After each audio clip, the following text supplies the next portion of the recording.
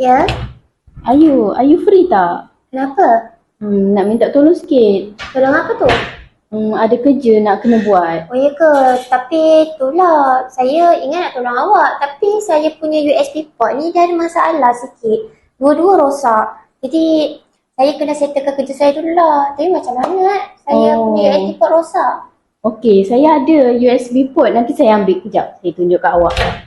A few moments later. Ni saya baru je beli dekat online. Oh, ya Awak ke? bolehlah guna. Oh. Awak cuba pakai dulu. Dia banyak port kat sini. Ada 4 port. 1, 2, 3, 4. Awak boleh cucuk mouse. Nak charge handphone pun boleh dekat sini. Lepas tu nak letak pendrive pun boleh. Awak cucuk je lah pendrive awak dekat sini. Awak letak dekat laptop. Wah, Mudah macam je. bantu je. Saya boleh cuba dululah. Okey, saya cuba dulu, okey? Okey. Ya. Saya cuba sekejap Okey, cuba dulu.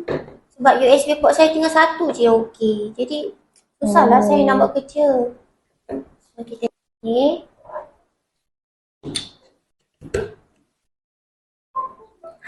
Masuklah. Senang kan? Awak boleh boleh letak mouse awak juga kat situ. Oh, ya ke? Saya cuba juga. Mudah kan? Awak nak Mudah. charge phone awak pun boleh. Awak macam-macam cocok je boleh pakai. USB.